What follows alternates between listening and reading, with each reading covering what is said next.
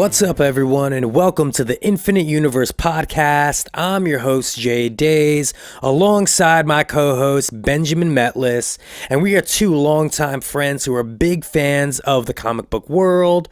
Just like many of you, we grew up watching all the cartoons, collecting the comics and figures, and now our admiration for the genre has continued into adulthood. And as we roll along in 2018, this year is shaping up to be such a huge year.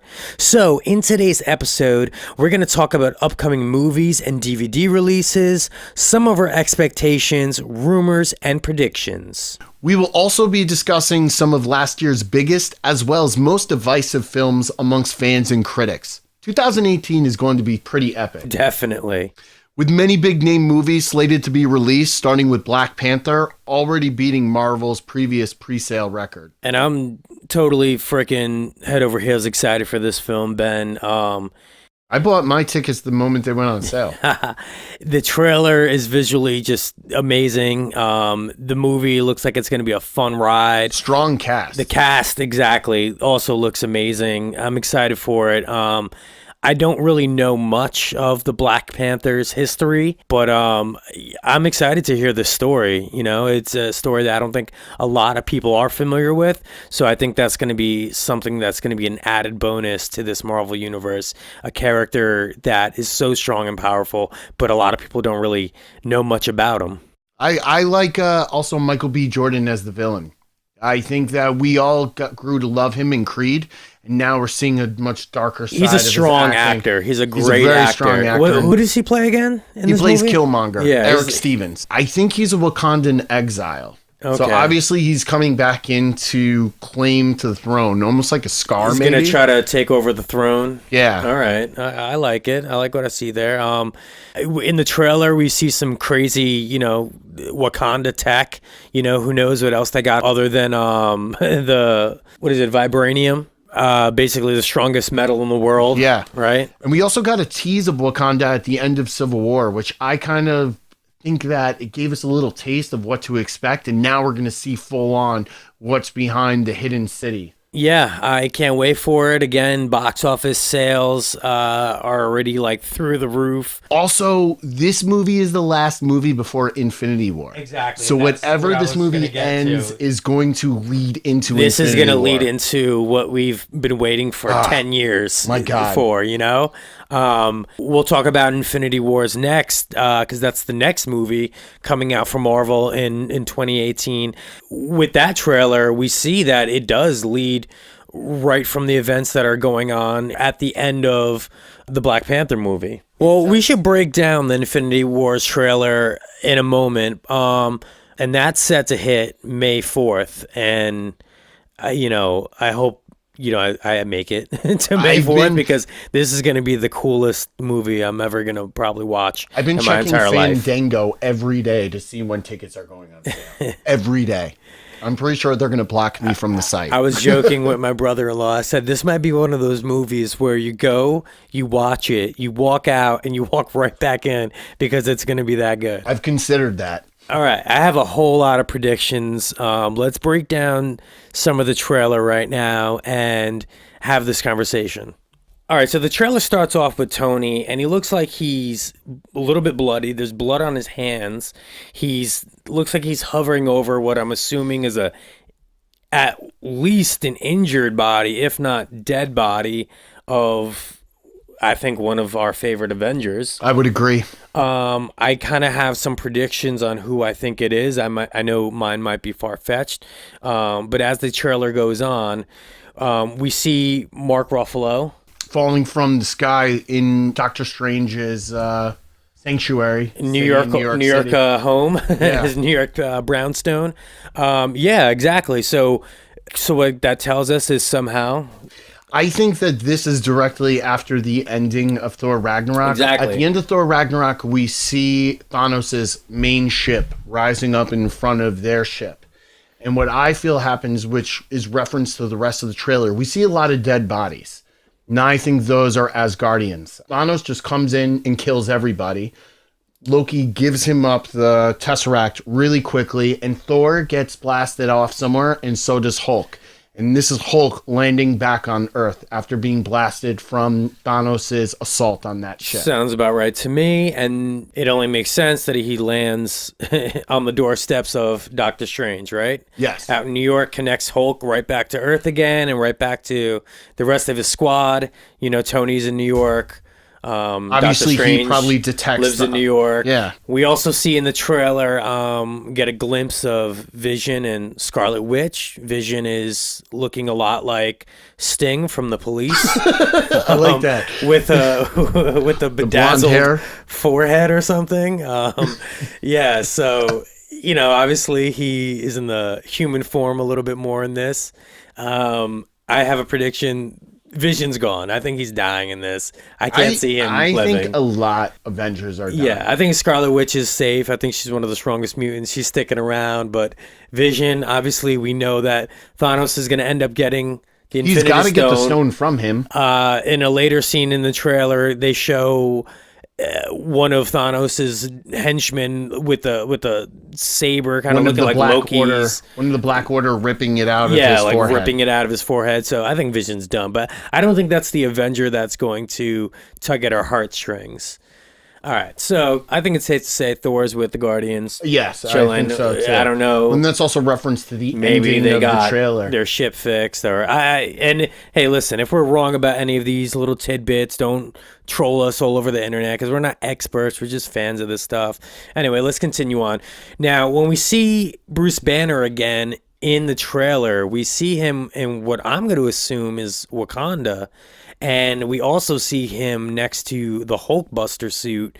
So when we see that scene in the trailer with the Hulkbuster suit, I actually think that that's not Tony in there. I'm pretty sure that's Bruce Banner. Which would actually be a very good reference to Thor Ragnarok when we see Hulk actually hurt. That's one of the first times we see his skin punctured. So maybe we're involving enemies now that can actually kill Hulk. So he would need a Hulkbuster suit to protect himself from the assault by Thanos' henchmen. Or maybe being away from Earth for so long affected his healing ability, and he's vulnerable, so maybe he needs the Hulkbuster suit as protection. And then we get some more New York scenes. Now, here's where I'm going to start throwing out some wild predictions. All right. So we see Doctor Strange back in his cool little Manhattan apartment. We see the hole that Hulk landed in. Yep. And we also see Tony is now with Doctor Strange as well. So, Peter Parker is just trying to be a normal teenager. He's riding the school bus, probably on his way to school, a nice sunny day. And his spidey senses start tingling and he sees some sort of alien spacecraft in the sky, and dude's like, I gotta spring into action right now. And here's what I think happens. I think Spider-Man thinks, hey, I'm gonna go try to save the world, and he gets in way over his head, because later on in the trailer we're gonna see a scene where Thanos is stepping on Spider-Man, crushing him. So here's some wild prediction that I have, which I could be totally off, but check this out. Trailer starts off with Tony hovering over someone's body. He's hurt. He's sad.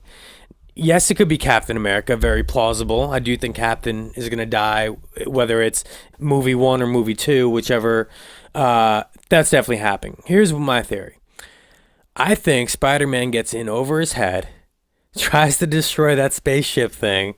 Thanos comes down, is like, who the fuck are you? Who's this little tweeb? And crushes him, just like... You think they're going to kill Spider-Man immediately? So here's why I think that they might kill Spider-Man. And I know it's crazy and far-fetched, but stick with me. Tony right now in the trailer, as far as we know, is on Earth the entire time with Doctor Strange in New York, because there's no scenes that show him in Wakanda. No. All right. So I think, what stone does Doctor Strange have right now? Doctor Strange has the time stone. And what did he do in Doctor Strange with the apple? He brought it back. He decomposed it, and then he brought it back. Gone, decomposed, dead. And what did he do? He reversed time and brought it back. Now, How ballsy would this be for Marvel to say, hey, you know this awesome new character that you guys love, Peter Parker, your favorite household name? Guess what? He's dead. Oh crap, now Tony's like, what, I brought this kid into this world. I fucked up. This is on me. That's why he looks so hurt. Doctor Strange says, yo, I got this time. I got this time stone. Let's reverse time. And maybe they're successful and they reverse time and they bring Spider-Man back. And then in that next instance, whatever happens, they lose the time stone, wherein then Thanos has another Infinity Stone and they can't use that trick again later on to save, let's say, Captain America later on in the film. That's an interesting, plausible theory. Crazy, right? It's not really crazy because, yes, I can see them maybe reversing time, saving Spider-Man, and then instead of arriving in New York, Thanos' crew arrives in Wakanda. I don't think Marvel's going to kill off Spider-Man that quickly. And I also don't think Thanos is going to get the time stone that quickly, because when we see later on in the trailer, when he puts the Mind Stone he puts the Tesseract in, he's already got the Purple Stone, which means that he destroyed the planet from Guardians of the Galaxy 1. Okay, so we also see, we know Loki's a bitch and going to give up the Tesseract to Thanos. And he does it pretty quickly, too. Yeah, he doesn't seem like he's very hesitant in doing that. But, maybe my theory is crazy far-fetched. Let us know also what your theories might be. But as we're continuing on with this trailer, we see all our heroes kind of looking like their backs are against the wall. We see also Captain America come unshaven, which I don't think he's Captain America. I think he's Nomad. I think in the comics, after Captain America turns his back on the United States, it becomes an enemy of the state, he goes rogue and he becomes Nomad. And if you also notice in the trailer when Black Panther says, get this man a shield, later on in the trailer at the end, when it looks like it's the big fight scene at the end, Captain doesn't have a shield. Rather, he has like these other kind of cool gloved claws on, similar to what the Black Panther has. So maybe that goes along your theory that he's no longer Captain America. He's, a different persona. Yeah. In the trailer, you see Thanos inserting the stone from the Tesseract into the glove, along with the purple stone he probably got from the Nova Corps. And then directly after, he punches Iron Man. I think with that punch, he kills Iron Man. So, exactly. I think Vision's done. I think both are going to die in this. Because I think as a soldier, I think this is the way Steve Rogers, Captain America, would go out, And again, going back to your point with Captain Marvel, maybe this would be a good way to pass the torch. So who knows? We'll see what happens. If you also see in the trailer when they're running with the army towards Thanos' army, who's in that scene? It's Steve Rogers, of course, but I think he may end up dying. But it's also Winter Soldier, Black Widow, Black Panther, his compatriot, Michonne from Walking Dead. She's got a pretty cool suit, though. Hulk, War Machine, and Falcon. Yeah. No Iron Man, no Spider-Man, which goes into your theory. A lot of people, no Hawkeye, who I think Hawkeye is also going to be one of the victims of this movie. That's another rumor that Hawkeye's getting it, and no one seems to mind that Hawkeye's. I think I like the character, Clint. I liked Hawkeye. Yeah, he's funny in it. They just released a new comic book based on him, Old Man Hawkeye. It's a prequel to Old Man Logan. Oh, nice. Cool. Yeah. Check that out sometime. You notice in the trailer, Peter Quill has like kind of a 70s porno star mustache going on? No, I'm sorry. I didn't realize that part. All right. So to sum up, Infinity Wars is going to be epic. Yeah. I'm literally speechless on what I can say about it. The trailer alone excited me more than some of the movies I saw last year. Yes. And I'll save that for later in the conversation. I completely agree. But it's going to be totally epic. But let's go on because there's so much more going on this year besides Black Panther and Infinity Wars, because Marvel just keeps the ball rolling. After that, we got Deadpool May 16th. Deadpool 1, great, hilarious, one of my favorite all-time comic book genre movies. The casting was perfect for it. I mean, Ryan Reynolds is He's Wade the Wilson. one that spearheaded the And that's entire awesome. thing. It was a passion project for him, so he nailed it. I And hope you saw it in moving forward, the studio doesn't come in and start taking liberties and I don't know. I'm a little nervous because Disney recently is in talks and it's pretty much going to be done deal to purchase 21st Century Fox. Now, 21st Century Fox was not okay with the rated R comic movie, but Ryan Reynolds took a budget cut to make it rated R. Now, is Disney going to cut the same deal and allow a rated R comic movie? I mean, And if they take away the rated R from Deadpool, I mean, you're It's really not not gonna going to be get the essence Deadpool. of who Yeah. the character is from the comics. And we're going to get another, it's going to be a watered down, washed up version, and it's just not going to be as fun or funny. And this one, I'm excited. We got Cable, Yes. played by, Josh Brolin, who actually plays Thanos. which is awesome, going back, bringing it full circle there. Great actor. He, in so many different roles, he's nailed it. So I'm excited to see him play this role. I'm excited to see Cable. Cable was one of my favorite cartoon characters on the Saturday morning show. That actually brought some of the more interesting storylines into that animated I'm curious to series. see what they're going to do with that dynamic of Deadpool and Cable. Is it going to be that scenario where it's Deadpool annoying Cable and it being kind of like a serious tone versus a very slapstick funny tone? I think that could work. It could work really well. Or I would love to see the comedic side of Josh Brolin, even like his dry humor side that we got to see in like Men in Black 3 when Yes. he played K. He was hilarious as that. So I could see that sort of funny but dry humor coming out of him for Cable. He's going to be an interesting contrasting character compared to Ryan Reynolds' Deadpool. Yeah, exactly. And then there's Domino, who I'm excited that she's in this. I know there's a lot of controversy. So many fanboys out there get so mad when you change the race or gender of a comic book character that they know and love. So Like the ancient one in Doctor Strange. it's that so was dumb. That was really I'm The actress that they have for Domino, she's a great actress. She was in the show Atlanta. I liked her on that a lot. In the comic book, she's a mutant with a skin condition, so it doesn't matter what color her skin is. I mean, who knows what they do with the character? We haven't seen it yet, so just shut up. Like, who cares? Don't nitpick over these little details when it's like, yo, we got Deadpool, Cable, and Domino all in a movie together. If you would have asked any Marvel fan that 5-6 years ago, you would have never thought to see that. So either that or we would have been very skeptical of it. yeah, so let's not Especially- fucking complain when we yeah. got like cool stuff on the table. Anything else you want to say about Deadpool? No, It's gonna be awesome, right? I'm pretty excited for that. That's only 2 weeks after Infinity War, so I mean, the month of May is already planning out, as well as just a week after that, solo Star Wars story is supposed to come out. So what do you think? You excited for that one or? I mean, I'm going to see it because I'm a Star Wars fan, and I think Rogue One was absolutely fantastic. I like Ron Howard. I don't know.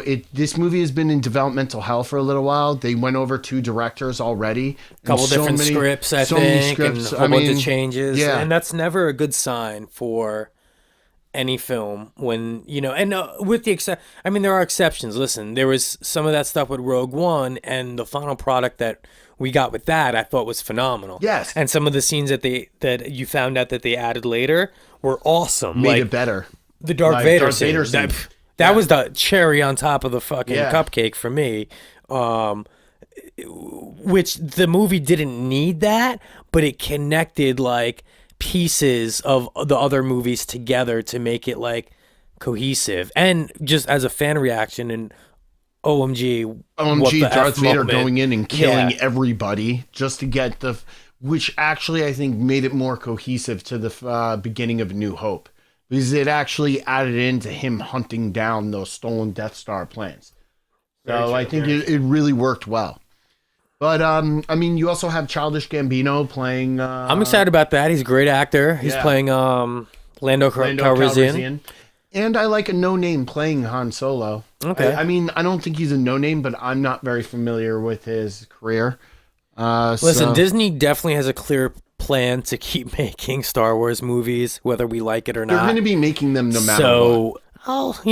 I'll keep a new hope. It is interesting for these that movies. I've read that they're not banking too hard on this. They're not expecting it to do so well. You can even see it's coming out in May instead of December because they're planning on releasing the new Mary Poppins this Christmas instead of the Star Wars movie, which means that their weight is more behind Mary Poppins than Star Wars. Do you think that we're getting just how the comic book genre is starting to get a little oversaturated? Is Star Wars starting to get a little It can. too much? Let's talk about that later when we discuss Last Jedi, because Sounds I good. feel like, that goes into a whole different aspect. All right, so Disney Solo, knows where their money is going to come from.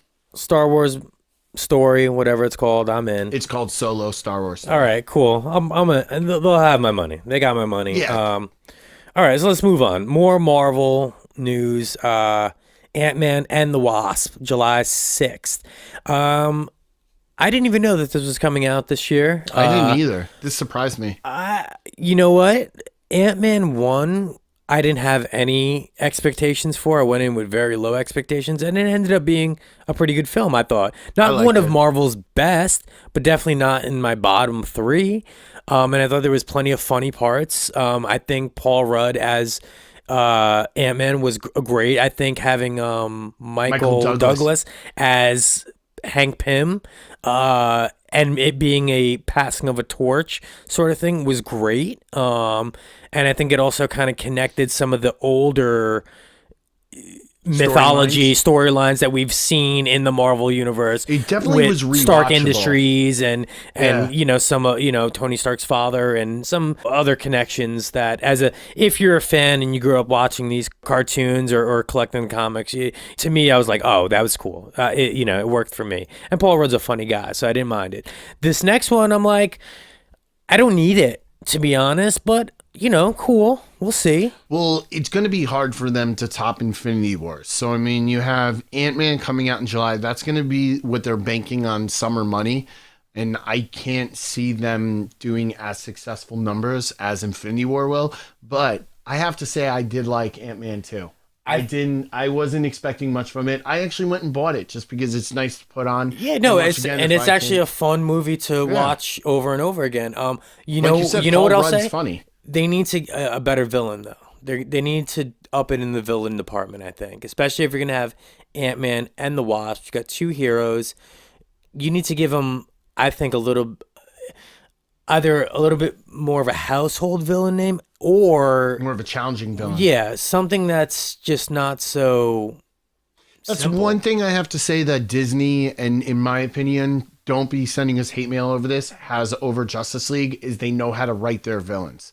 And I don't think that Marvel's going to be limited on their villains for Ant-Man Wasp. So yeah, and we're going to talk a lot more about DC in just a moment. Let's get through some of these other movies that are coming out this year. And I guess speaking of DC, this is one of those cartoons that people either love or hate.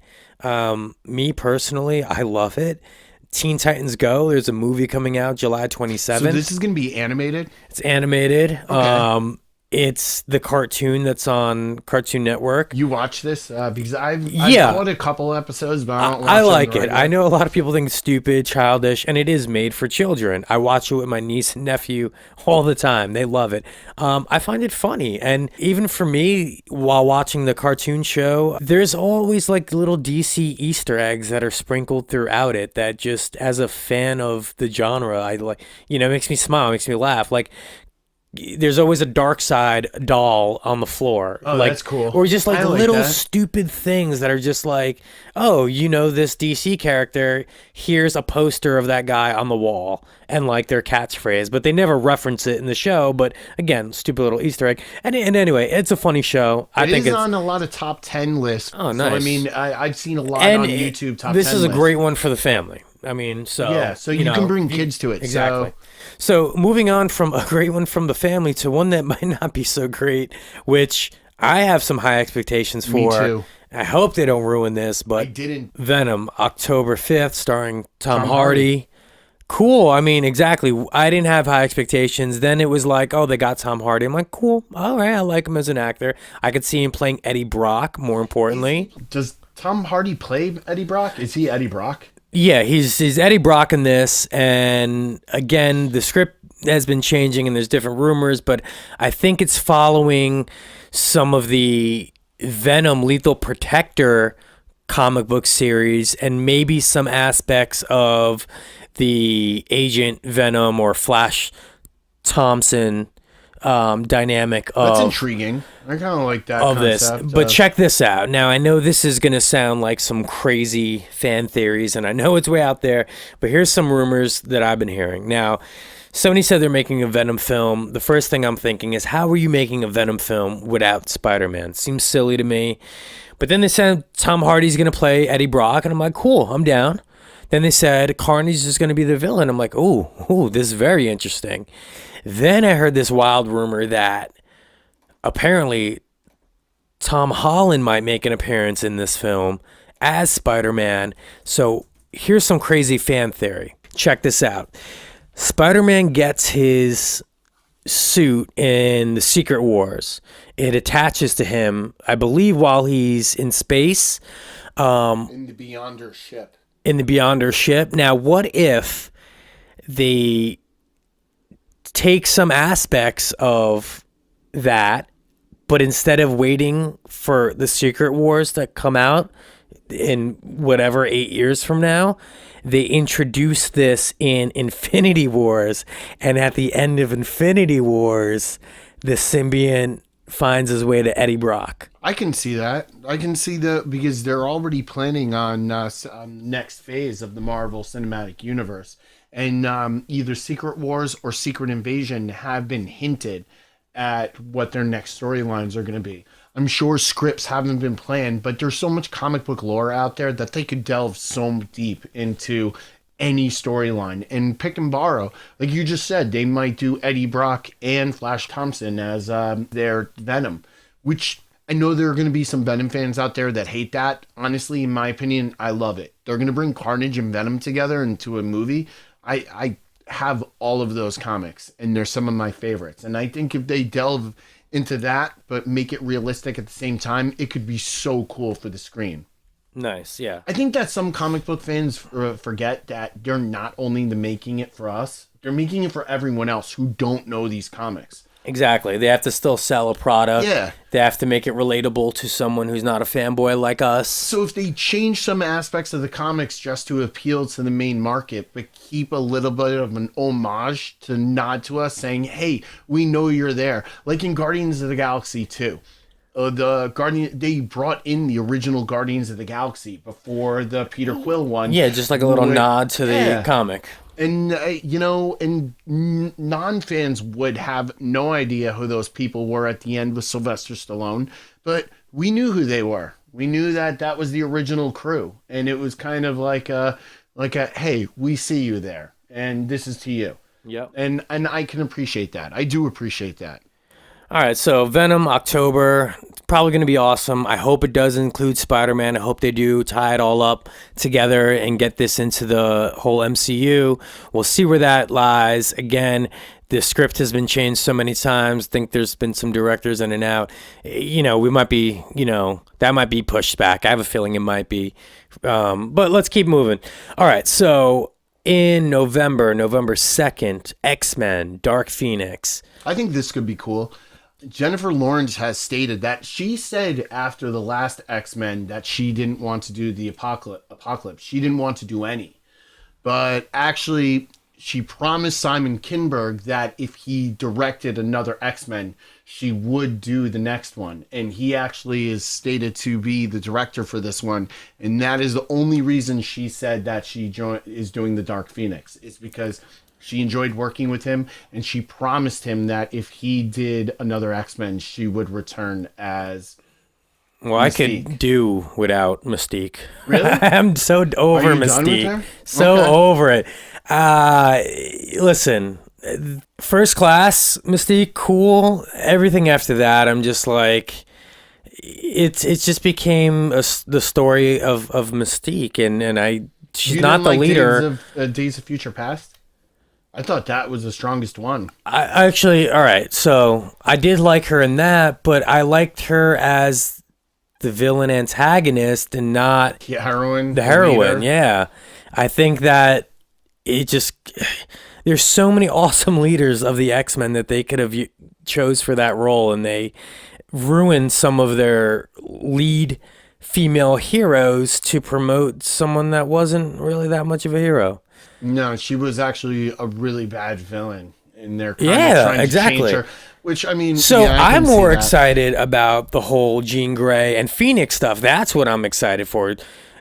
Jennifer Lawrence, honestly, I could care two craps if she's in this at all. I don't think she needs to be in it to fit this storyline. I think it's a powerful storyline without this Maybe they're whole putting her backstory. in just as the appeal, like, hey, we got Jennifer Lawrence. Oh no, coming by that this is the movie. appeal. That's why she's Yeah. in it. You get all that Hunger Games money. You get all her fan base. That's why they made Mystique such an important character in all these other films as well.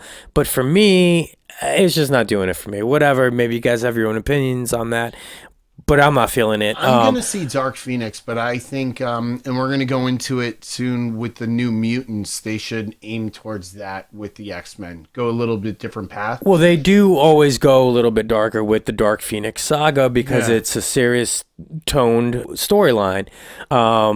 She ends up killing Scott. She ends up hurting a lot of other people when she is not in control of her powers. So this will be fun. But now with Disney buying, 21st Century Fox. this might be the last X-Men movie we see of this canon, I and heard it that- might turn into something totally new. Now, this is another fanboy rumor that may just be internet jargon created to create a buzz and clickbait. That's probably what a lot of her show is, internet jargon that just creates a lot of buzz that And most of it won't be true. But I heard that Hugh Jackman will be in the second Infinity War as Wolverine. Yeah, I heard that I can't see too. that, though. He swore I'm not, that Logan was his last I'm one. not holding my breath, and I don't think he's needed. No. There's already so much going on, and why throw him in for a quick little, funny moment or unexpected moment? We had that in Apocalypse. He had his cameo that basically was one of the saving graces of that movie, in my opinion. Now, where I would like to see a cool, brief little Logan cameo, if they're going to go that route for a one more hurrah, throw him in Deadpool for a scene. That would be That cool. would be funny, Or if they're going to throw Wolverine into this Marvel Cinematic Universe, not Hugh Jackman. I really think that if you're going to create a new Wolverine for this Fox Disney combination, get someone else. Why not Taz the Wrestler? He's short and bulky. Wouldn't he be kind of cool as a... No? Why do everyone always has wrestlers as suggestions for superheroes, but they forget one thing? They can't act? They can't fucking act. It's like, yeah, who are some rumors back in the day? Like, know that- Diesel would have been a great Cable. He looks a little bit like He Cable. would have been, but we've seen him act before. He can't act What for are you talking shit. about? He was great in John Wick. You know what I mean? So, no. And The Rock is like, I guess, the one exception of a decent actor. I wouldn't even call him a wrestler, though, anymore. I would I just call say him more I of would a call him movie star. more of a Yeah, movie star he's now. done better in movies than he did in wrestling, I'm sure. Oh, let's not start pissing off the wrestling fans. Yeah, that's a whole nother subculture of cretins out there that are There's going to get any mad. more people that will sacrifice us to their altars, wrestling fans. All right, so Dark Phoenix, I'm on board. I kind of have low expectations. If they wrap it up after this, I'd be fine with it. Apocalypse was a big miss, in my opinion. They ruined a lot of what could have been awesome with that movie. They should have ended it with Days of Future Past. That was a strong movie, and it should have been like the coup de grace. And that was a phenomenal movie, Days of Oh, Future it was a Past. phenomenal Apocalypse, movie. turd. Dark Phoenix, we'll see what happens. All right, moving on. Spider-Man Into the Spider-Verse. That was a Ooh. surprise. That was number one. I'm surprised, and you actually had to tell me this, and I didn't know this, that it's going to be released into the theaters. Yeah, I didn't thought even. that was First gonna off, be a I home didn't even release. know. This just like came out of nowhere. I had no idea this movie was even in production or whatever. And I think I saw a trailer in Star Wars, maybe. Oh, did you? I didn't see a trailer. And for this I was in like, Star Wars. I "Whoa, saw this what on is this?" YouTube. And I thought at first it was a video game, and I was like, "Yo, this game looks sick." And then I saw it was an animated, and I'm like, "Oh, this is gonna be an awesome series." And then it says a movie. I'm like, "God damn it, take my money." I have to also let you guys know, John's a big, like, I know he said he's a big Deadpool fan. He's an even bigger Spider-Man fan. And he's even read the Miles Morales storyline. So he knows it. And I think that is an intriguing plot to you, that they're going to bring that aspect to the major audiences. Well, it's not everything can translate from Comic books. comics to film or television. And the But Spider-Verse animated is is a great maybe a way to do hard, subject to try to tackle for TV, for live action TV or movie. Animated, perfect. You can throw in every freaking Spider-Man in the world. You don't, you can connect all the pieces very You quickly. don't have to cast an actor that's going to be believable. I think that's one strong aspect that DC has had, that their animated films, and we're going to get into that in a little bit, have been very strong. And I think that this is a really big step for Marvel to take into Spider-Man ulterior universe. That would be cool. I think it's going to be cool. And there's a lot they could do with it. Yes. So awesome. All right, keeping it moving. All right. Aquaman coming in Then we got December. Aquaman coming in December 22nd. Again, for me, I'm just like, DC, you need to prove yourself a little bit more to me before I'm jumping in both feet. Now, this is actually a pretty big move for DC to have during Christmas, because this means that this is going to be their front runner for that holiday money. Now, I agree with you. I'm very skeptical and not a big fan of DC films. But I have to let you guys know I'm a horror fan.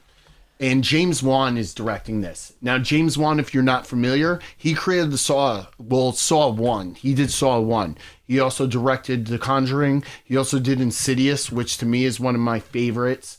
And he also directed Fast and the Furious 7. So, even if you're not a horror fan, he did make a pretty big budget action film. And for him to helm Aquaman, it means that he's going out of his comfort zone.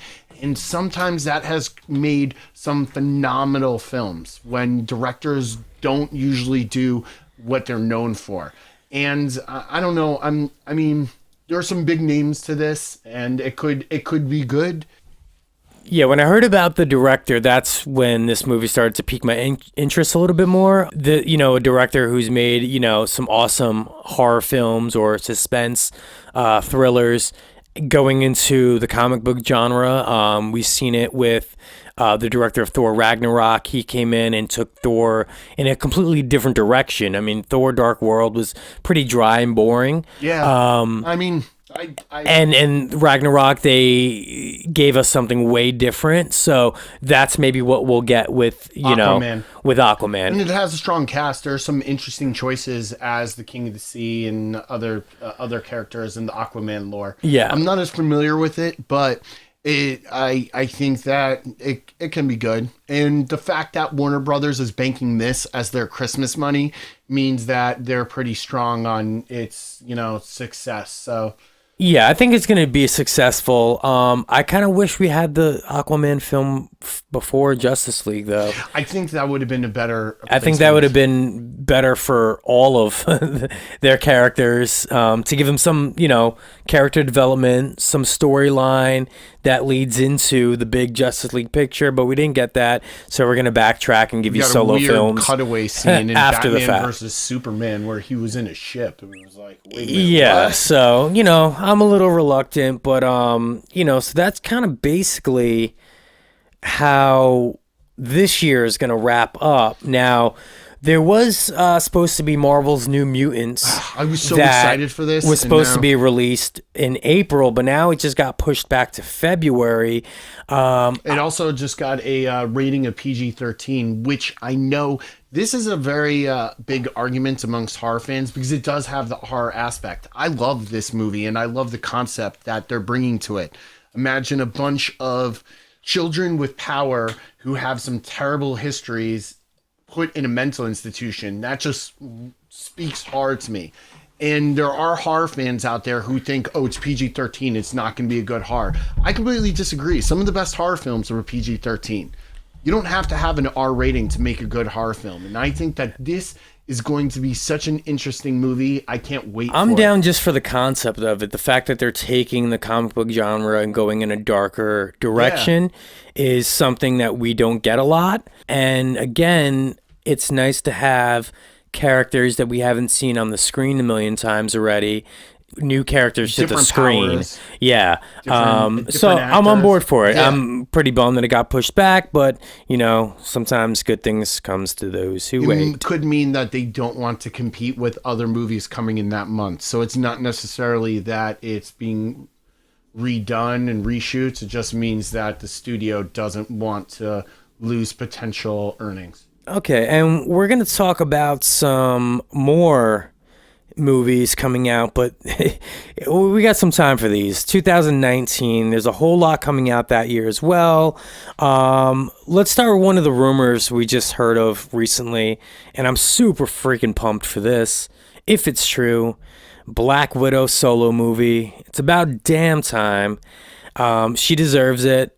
I always said they could have had a Black Widow Hawkeye like origins kind of movie and crossed in, but I'm fine. No, let them go all in on Black Widow. She deserves it. And apparently she's making she's going to become, by rumors, this is rumors, they're going to give her 26 million plus earnings, which could put her over 31 million, which would make her the highest paid actress. And she's going to make bank because she's also producing the film, I think, as well. I wasn't aware of that. That's awesome. With all that, she's making cake. She deserves it. And I'm all about seeing our female superheroes on the big screen. I'm excited for that.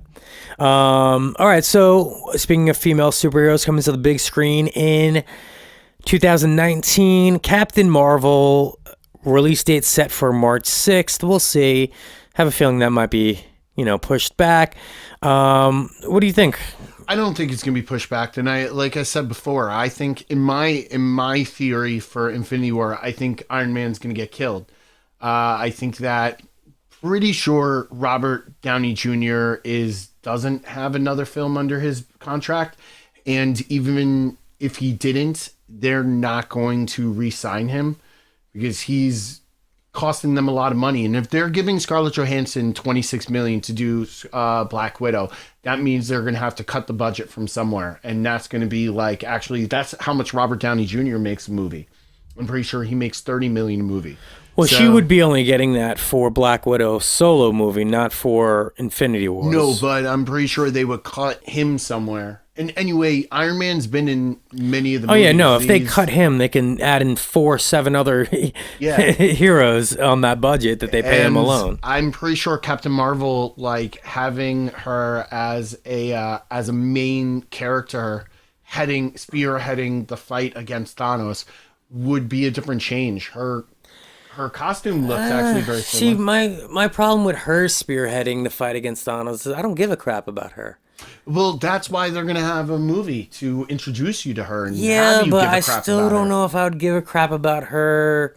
Well, we also don't know a lot about Captain Marvel yet, so we'll see. Yeah. What happens if she, just think about this.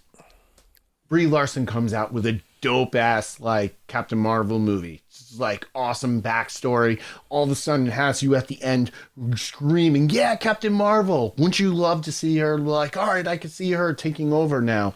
Iron Man's dead. Put her in charge.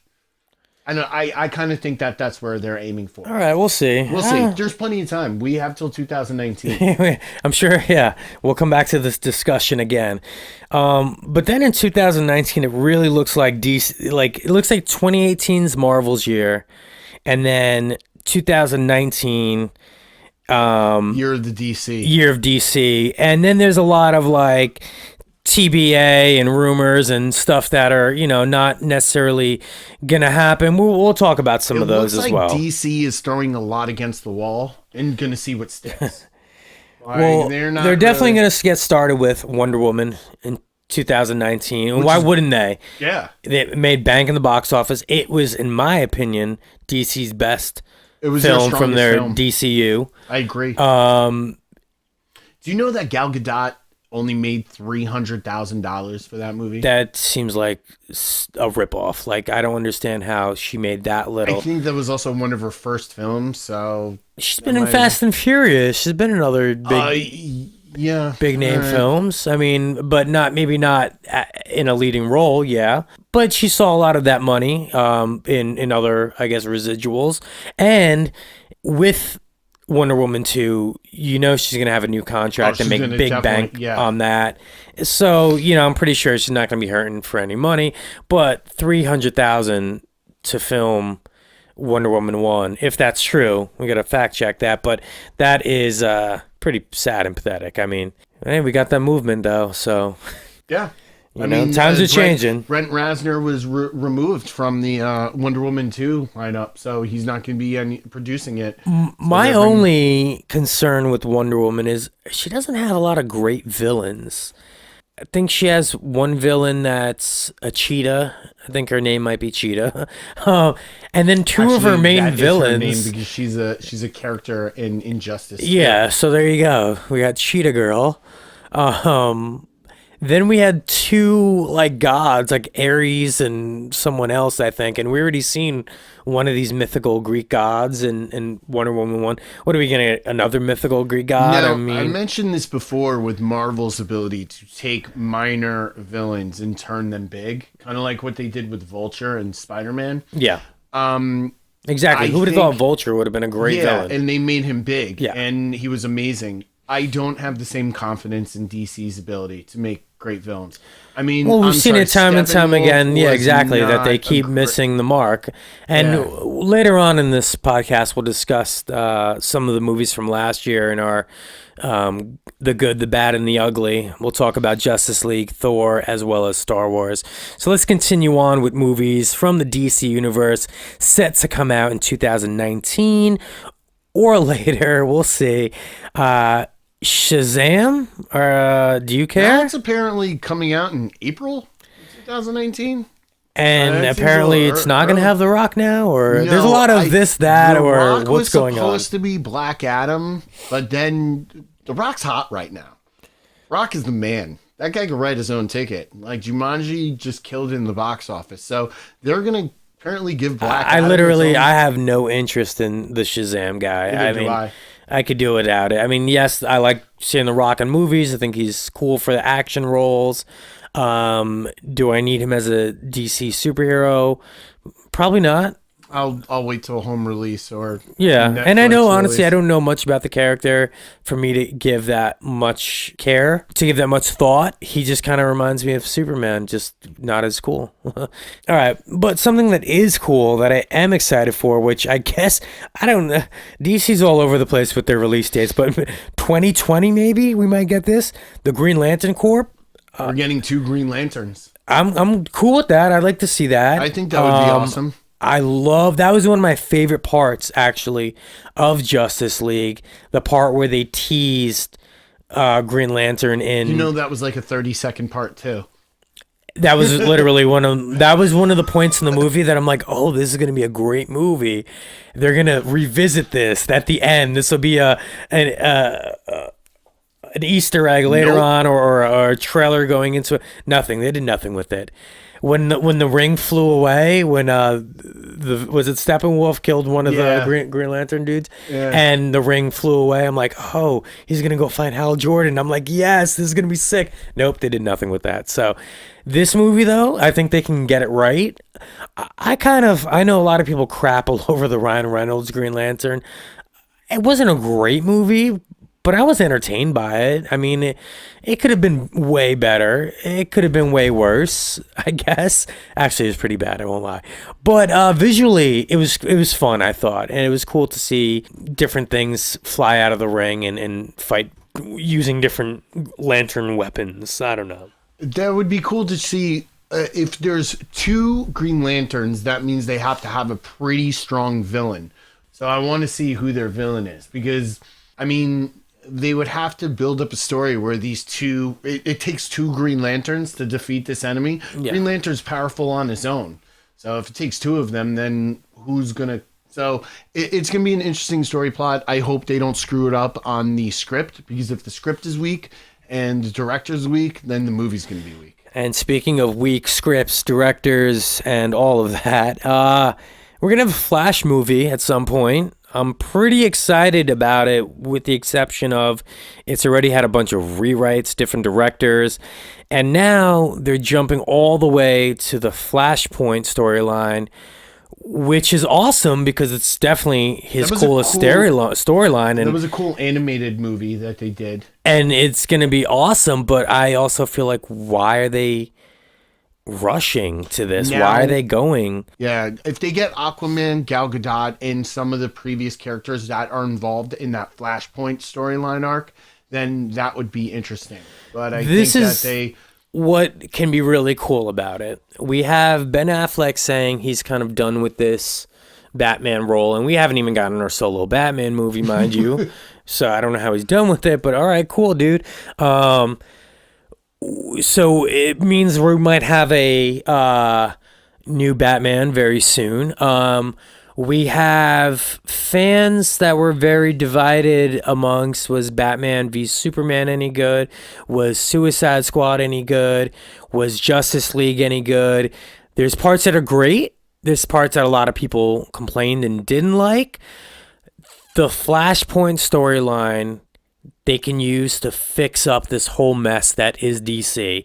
Because they could rewrite basically and cater to all their shit piles and make it a cool storyline moving forward.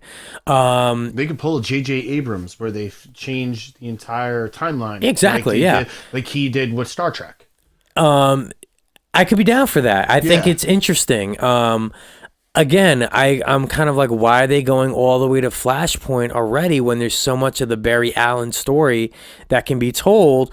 But if they wanted to go the route of trying to fix the storylines that they already developed with their other movies, this might be a great way to do it. For instance, they could go and cast a young Batman now and have a different actor as Batman. You could go into the Batman Beyond storyline as his father.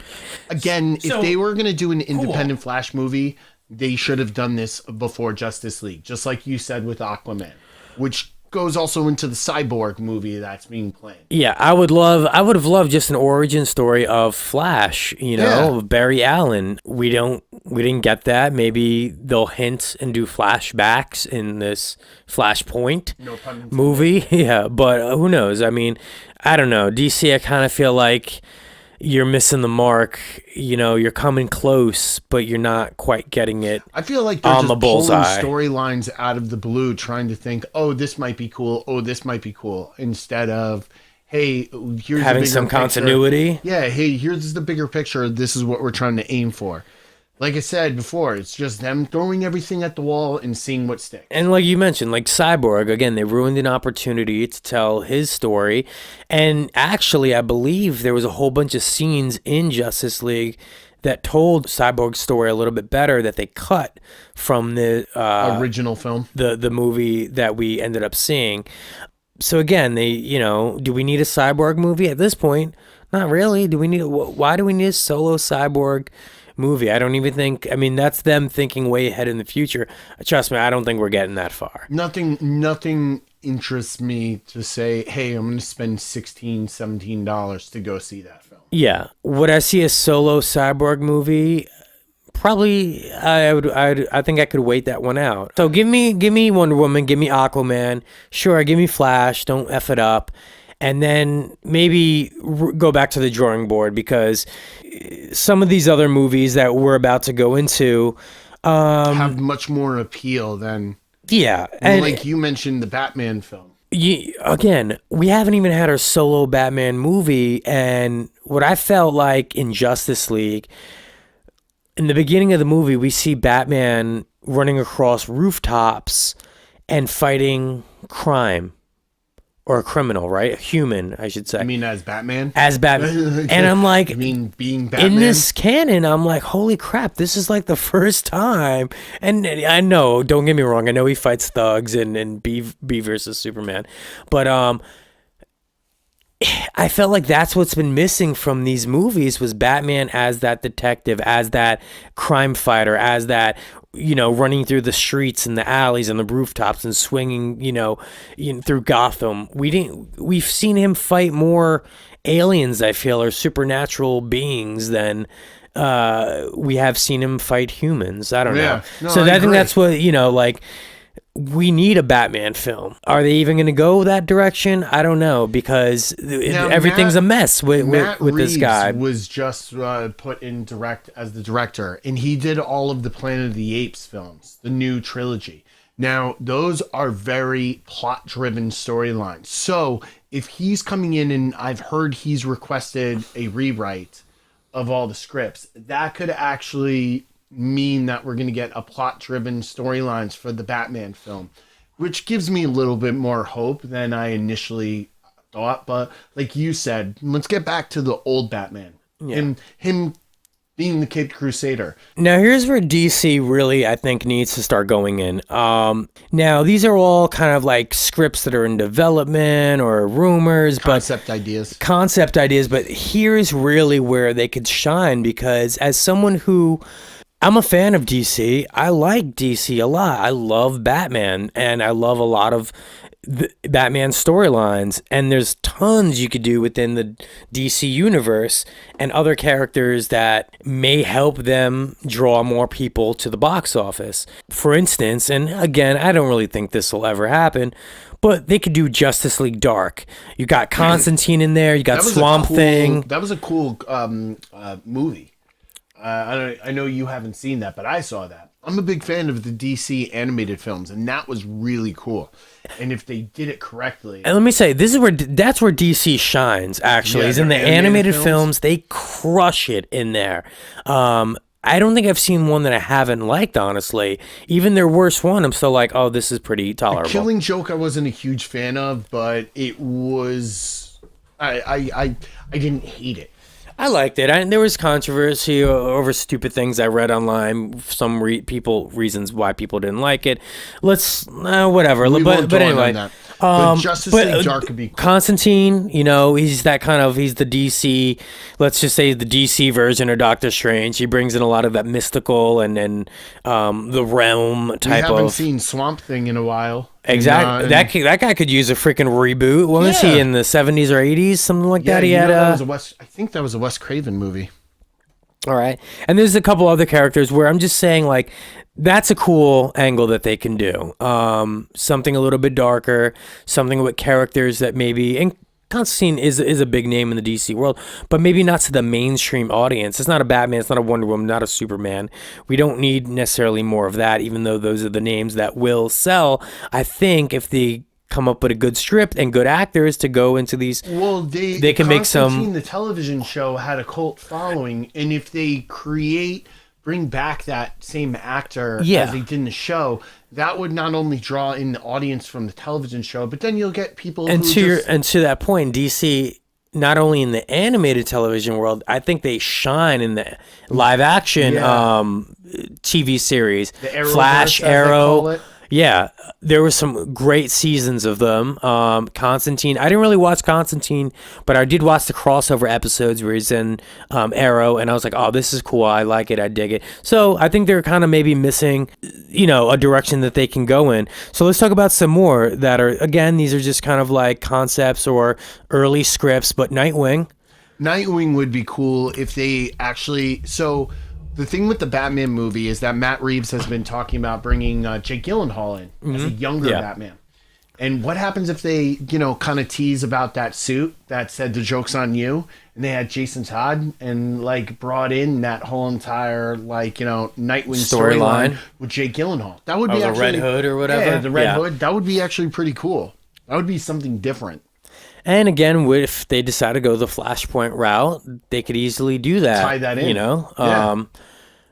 Again, I'd be also fine with if it's not Nightwing, they could do a Batman Beyond sort of. That would be so awesome. You want to hear some crazy, again, something's totally fanboy that will never happen. But wouldn't that be so cool if they did Flashpoint, which turned into Batman Beyond, and it was Michael Keaton as the older Bruce Wayne schooling the new younger.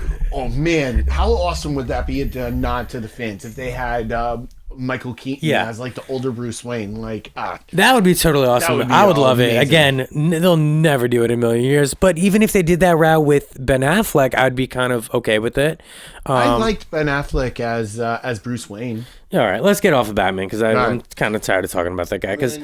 But actually, let's start talking about Batman. Let's talk about Batgirl, okay? So again, a movie I don't think is ever gonna be made. But here's the thing: we were talking about this earlier. If it's a story of Barbara Gordon, and the script that we read, the rumor was the story was after she's shot. She uses a suit to fix her spine after a bullet wound. Okay, now check this out. Now, when we were talking about this, I'm like, a Batgirl movie, you heard my attitude toward Batman a minute ago. I'm kind of a little over it, and unless they give me something good, I'm probably not signed up. But then we got to talking, I'm like, what if they start the Batgirl movie out with the Killing Joke, the scene where Joker knocks on the door, she answers, and he shoots her. And that's the beginning of the film leading into. So we're not going to see the whole Killing Joke, but we're going to see the best part of it. And yeah, we're not going to maybe see Batman take out his revenge on the Joker and almost kill him, but we will get that satisfaction of that moment of Barbara Gordon going down, which would lead into her own solo movie. That'd be a nice nod to the fans. If they started it off with a portion of the Killing Joke, that goes back into how we discussed where Marvel does like hey, we're not going to cater completely to your whim, but we see you there. And that would bring a nice homage backstory. And it's her like redemption story is what I was going to say. And so and you don't necessarily need Batman for that. You know what I mean? You don't need Batman the story at all. of Barbara Gordon. It's this pivotal moment, which her career is over, a technology suit that's going to help her get back on her feet. And she decides, I'm going to hang up the cop role and you could even do it just years do crime after fighting. Batman has been gone. Maybe Batman's gone. This is Gotham City. And this is us just totally fanboying over something that probably never happened. But if they did, that would be an awesome way for them to make it happen. Way to make us actually go see the film. Like, that would be kind of cool. All right. So what else we got on this list? A Lobo film, which actually has been in developmental hell for a few years. Guy Ritchie apparently wrote a script, and that was cut, and they've been in talks to do it again with the New 52 version of Lobo. I honestly don't ever see this being made because Warner Brothers does not have the gritty and grime and the willingness to do an R-rated comic book film, or else they should have done it with Suicide Squad, which they didn't. True. So, I mean, I can't ever see a Lobo film. Yeah, I agree. He was one of my favorite DC characters. I just can't see him fitting into whatever they have right now. I can't see Warner Brothers biting the bullet and being like, all right, let's go all out Deadpool with him, which he would need that kind of treatment. Yeah, for sure. He would need free liberty to do whatever. But let's talk about something that they definitely should make, Deadshot. Would you agree? Yes, I do agree. But then again, this is also where we disagree on. I don't think Will Smith is marketable enough right now. I don't think he's... you know what it might be, though? I was going to say I think Will Smith is very marketable in the action role scene, and this is where he makes his money. Bad Boys, Men in Black. Yeah, but how old are those movies compared to recent films he's made? I mean, that bomb M. Night Shyamalan film he made with his son. Again, but that was like a serious toned movie, not so much this world of comic book, where I thought Deadshot was one of the best parts of Suicide Squad. I agree. I think every scene he was in was a scene I liked, and scenes that he wasn't in, I don't know. Him being a hitman and working for different, crime mob families around Gotham, or who knows what kind of storylines. But I dug it. I was into him hiding out on rooftops and ricocheting shots off of buildings. I liked it too. The comedy aspect. I don't think his age is too bad, because you can go the angle that he's this older hitman, kind of getting tired of the whole shtick of it all. Oh, I don't think it's his age. I think that Will Smith just recently. I don't think that the movie studios will have enough confidence in his money making appeal. But I mean, and it's nothing against.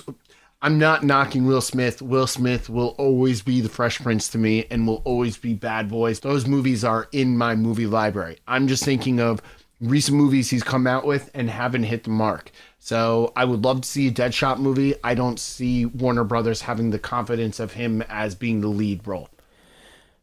I think that's where the problem lies with DC, is that I don't think they've gained their confidence yet. No, they haven't. You need to prove that in the movies you put out.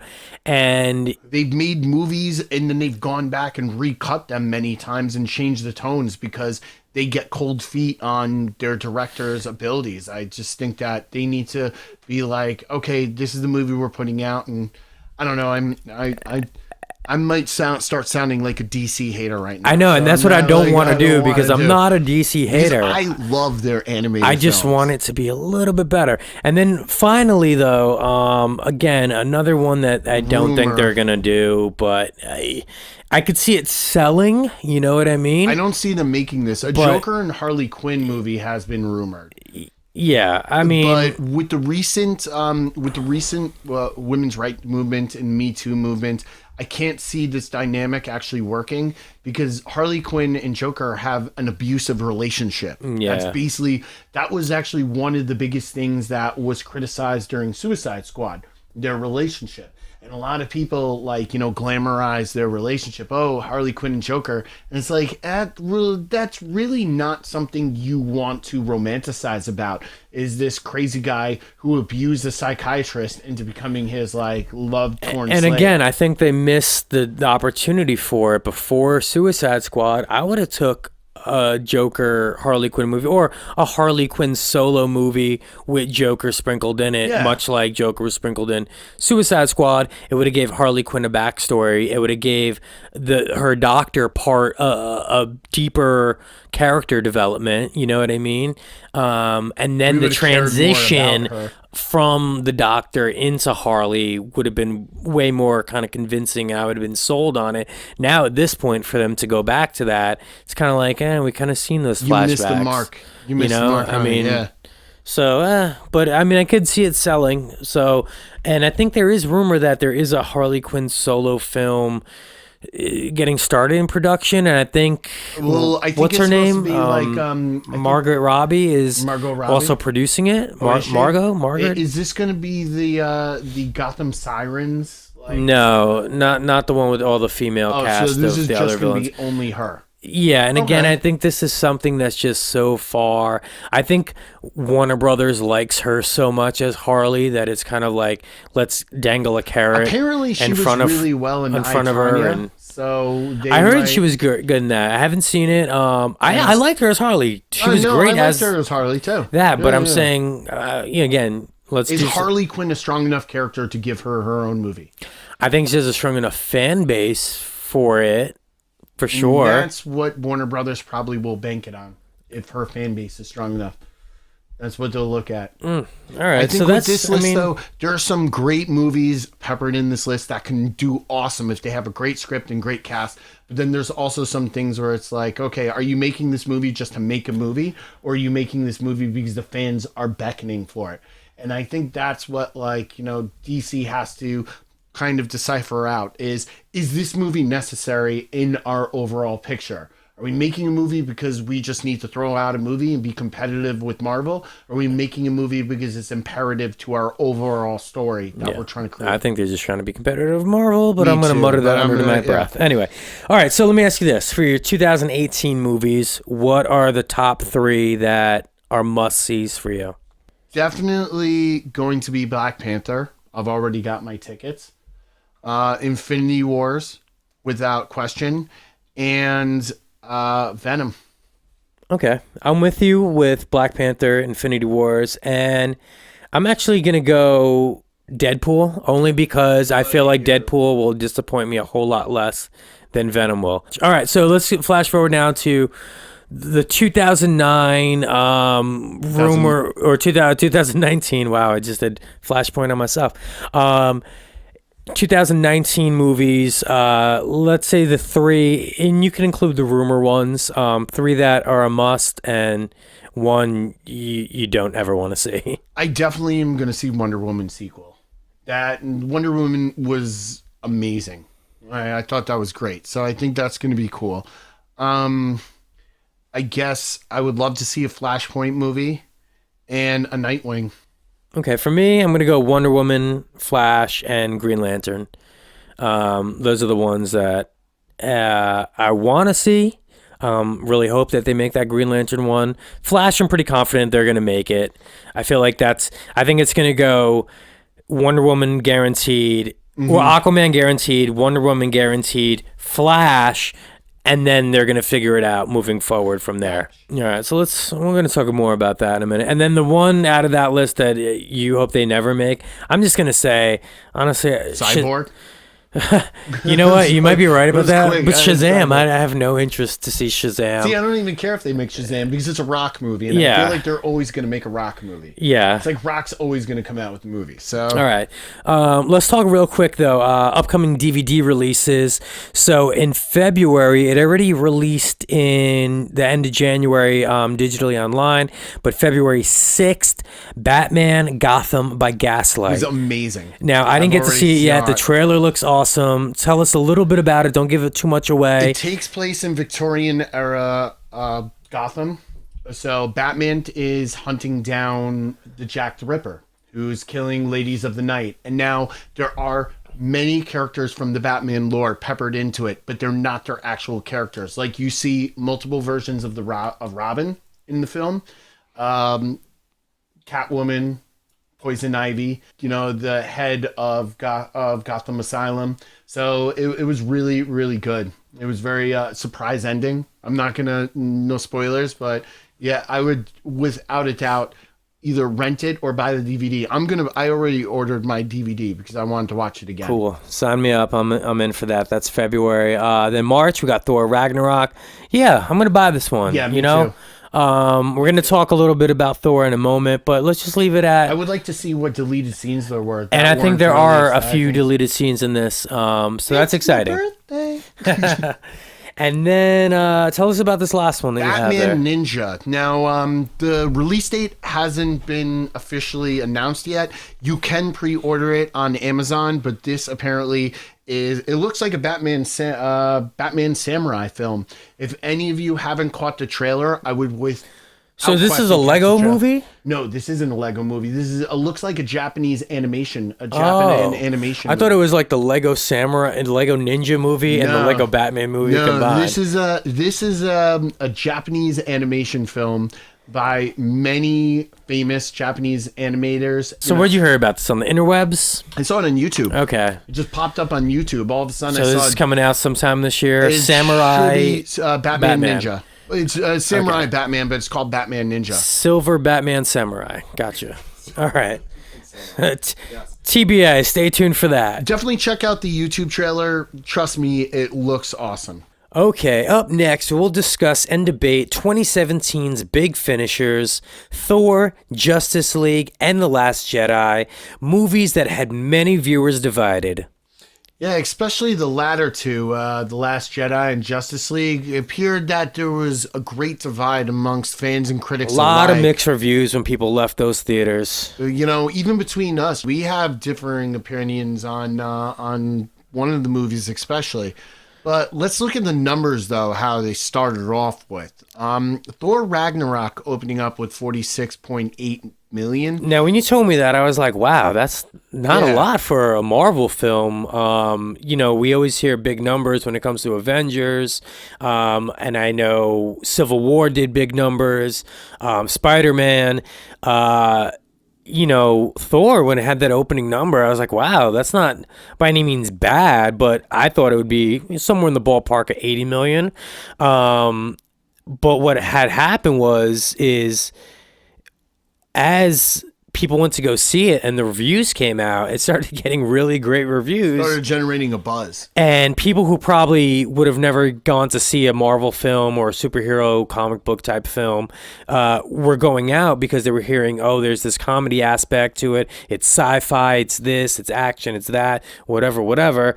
And a lot more people went. So worldwide, this movie made 851 million. Yeah, over time it started. It made way more than its budget, which a lot of times I think it made over double its budget, which is what is usually aimed for. Yeah, they want almost 100% return on investment. Now, Justice League. Now, when you compare this to Justice League this is a funny comparison because almost 94 million starting off opening weekend. But only closed recently with 655, which it made money. Yeah, and I'm sure it made more than half a billion. Yeah, it didn't. Warner Brothers aren't crying over it, but here's what happened with it: a whole bunch of people were excited to see this movie. All went to go see it opening weekend. People crapped all over it and called it a turd. And as the weeks went by, it didn't make as much money. I'm sure there were a lot of people who saw the reviews who were on the fence of this movie, and after the reviews came out, and especially fan reviews, thought, nah, maybe I'll just wait. And if you would ask me just between these two movies, which one I enjoyed better, Thor Ragnarok or Justice League, I would honestly say Thor Ragnarok. Oh, hands down. That's not even a question. And then there's the other Colossal that closed out 2017, The Last Jedi, which obviously, this is going to make millions and billions of dollars. 200 million opening weekend. And that's US. Worldwide, 1.2, almost 1.3 billion. Like, crazy, crazy numbers. Crazy numbers. And again, a very divided film. Fans love it or hate it. It's pretty polarizing. And we're going to go talk about all these films now, a little bit, the good, the bad, the ugly of each of these. We're going to start off with Thor. All right, Ben, let's talk about it. The good. What do you got? Honestly, one of my favorite parts was Thor versus Hulk in the arena. Come on, that was basically childhood.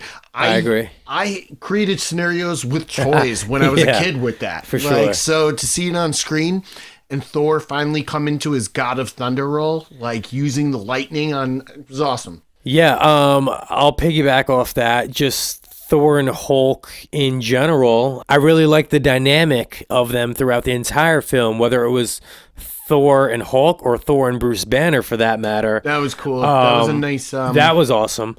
But I guess, for my good, I'll definitely have to go with, I really liked all the Easter eggs that they put throughout the movie. There were some nice nods to kind of like what they did with Guardians of the Galaxy 2. And even the first one, a lot of the movies nods to some of the characters and storylines, and like the Better Ray Bill statue that was on Jeff Goldblum's character's building. Yeah, he had the 3 heads of his major. I think champions. The Contest of Champions or something like that. That storyline.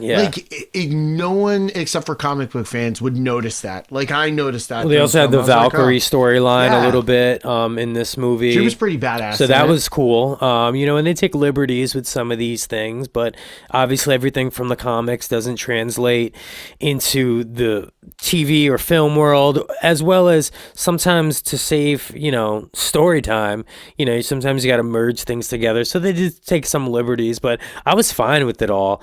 And I actually really like the fact that they took storylines. For example, I feel like we actually did get a Planet Hulk movie. Yeah, basically. It was rumored for so long that we're going to get a Planet Hulk movie, Hulk in space, and we kind of basically got that, or at least some of the elements from that storyline, and it satisfied me. We didn't necessarily need a solo Hulk film. It wasn't a solo Thor film. It wasn't. It was kind of a Hulk kind of a buddy film, buddy film. A buddy film, which a lot of people thought wasn't going to work out in its favor, and actually did really well. Yeah, it wasn't great. Even buddy, because you had 3 characters. You had Thor, you had Hulk, and you had Bruce Banner, and a lot of great supporting cast as well. Yeah. So yeah, they did great with this one.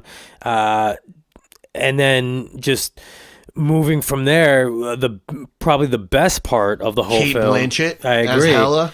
Yeah. Like, her villain was so badass. With that scene with Thor's hammer. Yeah.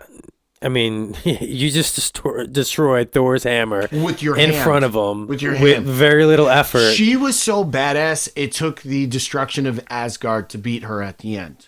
That was like, to me, that's an appealing. A villain needs to, a hero needs to overcome the villain. The villain needs to be larger than life, because then there's no real threat. She was a And badass, but she was also very likable too. There was such a quality to her that you liked. Kate Blanchett is a fantastic actress. Like, I think that She like seduces the viewer into like being on her side, even as evil as she can be. I believed her to be an actual threat against our heroes. Oh, and lastly, another good part about this movie, it thought outside the box. It wasn't the same superhero movie that we've been getting. It was so different than the last Thor movie, which I thought was a complete bore. I didn't like the storyline in that one. I didn't like the villain. It was, that dark elf or whatever, whatever. Could have been cool. Yeah, but they missed the mark with it.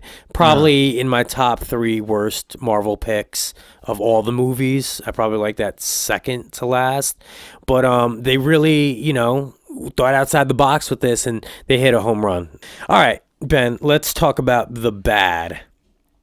All right, some of the post-credit scenes. Now, I understand that post-credit scenes are becoming a staple and imperative to Marvel movies. Like, they could actually come out with a movie that doesn't have a post-credit scene, and I would still probably wait throughout the entire movie just to see. So they have us trained. I was going to say, I think I have done that before. I think I've done that before. I do it for non-Marvel movies now, just because I just in case. But I felt like some of these post-credit scenes were throwaway scenes. They were important, boring. All except the one where they're on the ship and Thanos' ship menacingly rises in the foreground. In the background, I mean. I think that it was the rest I could have been done without. Yeah, even with that, I was like, maybe if Thanos, destroyed the ship in front of us in that last scene. I think that's going to be a scene taken straight out of, Infinity War. Yeah, no, for sure. I think but again, boring post-credit scenes. Yeah. And then I guess I would say forced jokes. Sometimes there was a little bit too much joking going on in the film. Some of them were great. The Rock dude in it, he was hilarious. He was really good. He made a joke about Thor pulling at his hammer or something like that. He was great. But then there was other parts. It was just like, as an adult, I guess I gotta realize that they also make these movies for children, so they need to appeal to the younger audience and the people that are there with families. So yeah, I guess some of the jokes are definitely for kids, but I kind of feel that they're whack and they, I don't know, take away sometimes from the awesome storyline that I'm diving into, and then there's this corny joke, and I'm like, all right, back to this Disney shtick. Well, and then let's just wrap up Thor the Ugly. I mean, going back on this whole comedy thing, the opening scene. Yeah, especially for a scene that was so imperative and important for the entire movie. He needed to destroy Surtur in order to start Ragnarok at the end of the movie. But they kind of turn it into almost like a slapstick, Yeah, the first 4 or 5 minutes of the movie, I was circles. Yeah. I mean, it was kind of funny, but to start a movie like that, I was like, I guess. How am I supposed to take this demon seriously? Who's supposed to cause the end of their world? He's cracking jokes at him, Thor's treating him like a goofball. And speaking of that, I've realized that I have a problem with Disney making movies where they start off the movie with a joke or crack, and that happens with Star Wars. We're getting to that in a moment. Yeah, so. I agree. So that's it for Thor. Let's talk about Justice League. Again, another movie we're kind of both torn apart.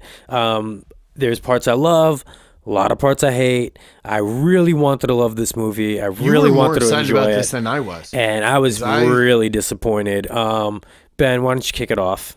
I mean, there were some great scenes in this. I thought that some of the fight scenes were awesome.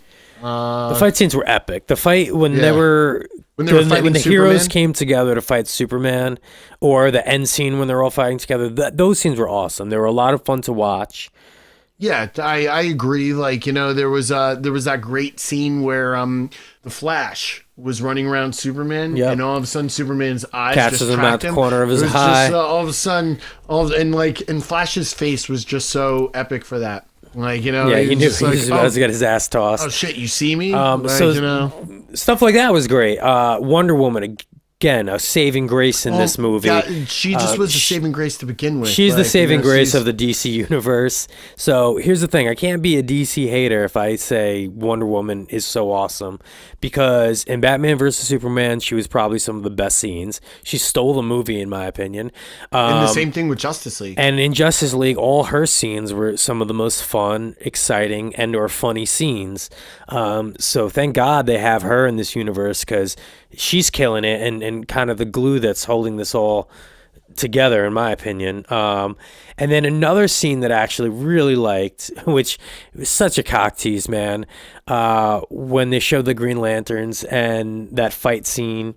It was like 30 seconds. And you see one of the lanterns get killed, and the ring float in the air, and I'm thinking, oh, they're gonna set up an awesome bonus scene and at the end of this movie, and they're gonna show Hal Jordan getting a ring or something like that. And who directed that scene? And yeah, well, we got that one little taste. So exciting, and then they don't even mention it at all for the rest of the film, I guess. But I mean, I feel like they missed an opportunity. But that one scene kept me at the edge of my seat in the movie theater, I will say that. Ben, what else did you like about the movie? Bad Superman. I think Definitely. Bad Superman was probably the best, and we'll get into that when we go into the bad, because I feel like that should have been the villain.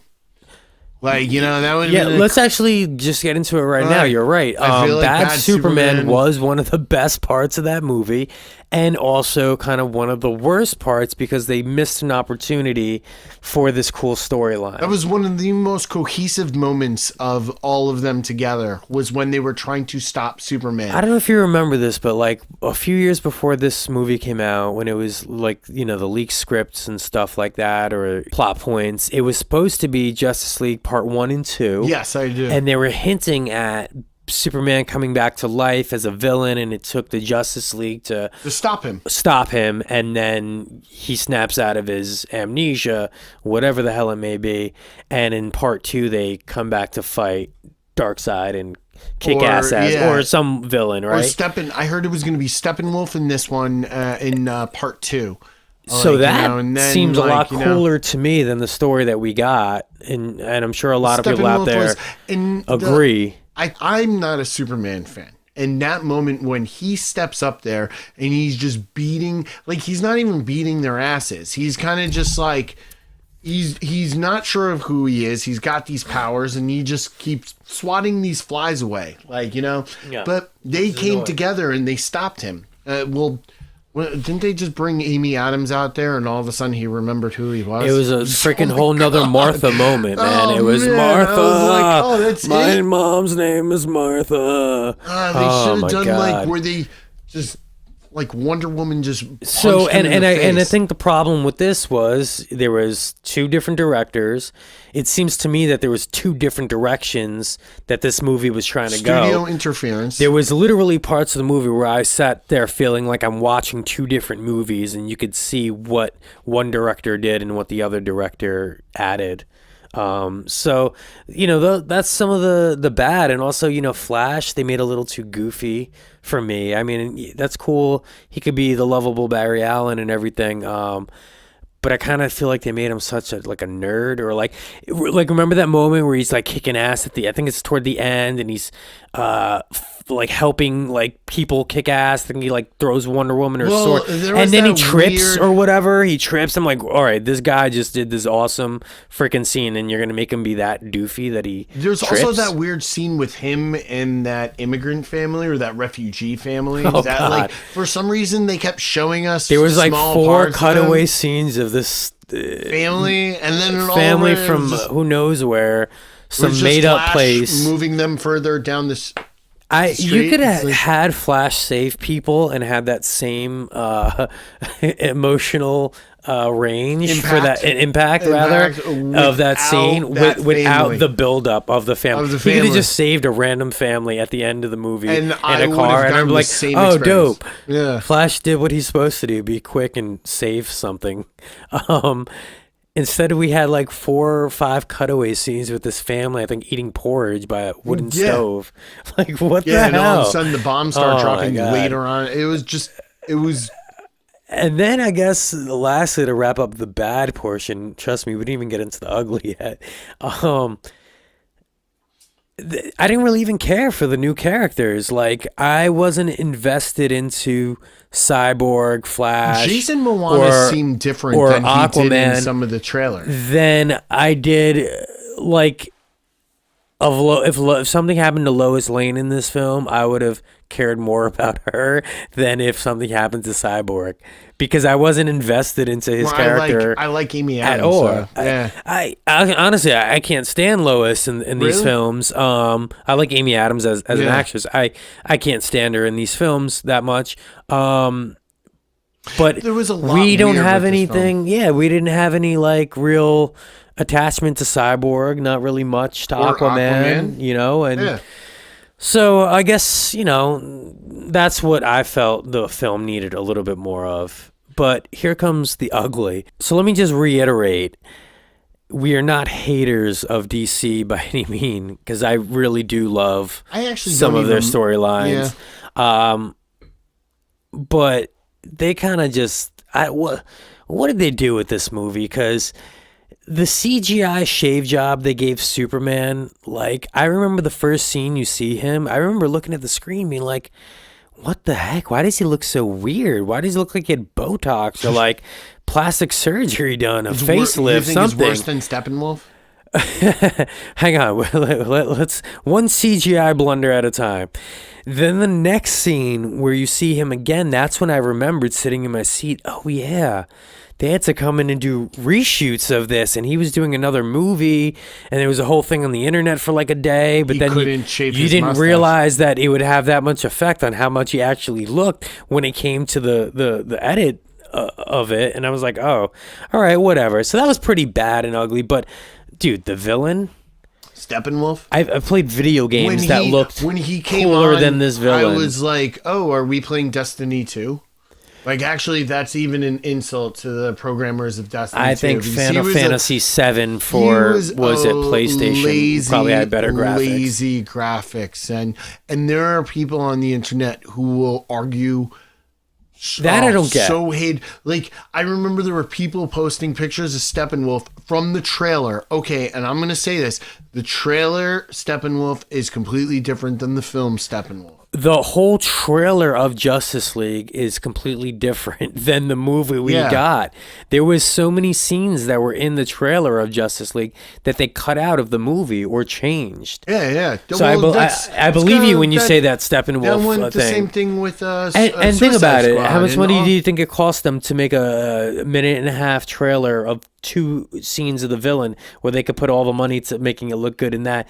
Whereas for a 2.5-hour or 2-hour movie, whatever it was. Well, it's easier to go back and retouch a 2.5-minute trailer than it would be to go back and like. Regardless, it sucked. It was bad. He was pretty bad. And I don't care. You guys, I'll give you my email address if you want to send me hate mail. Don't do that. Like, no, don't I'm set probably him up not for going that. to. But like, there are people who are just like, oh, he looks better than Thanos. If you're comparing Thanos, there's no comparison of Thanos to Steppenwolf. That was that reveal scene. I don't want to walk out of movies a lot. I try to sit through it, especially if I'm paying New York City movie ticket prices. But when he came out on scene, I kind of was thinking to myself, I don't really need to see the rest of this film. I'm already done here. Like, that's it. All right.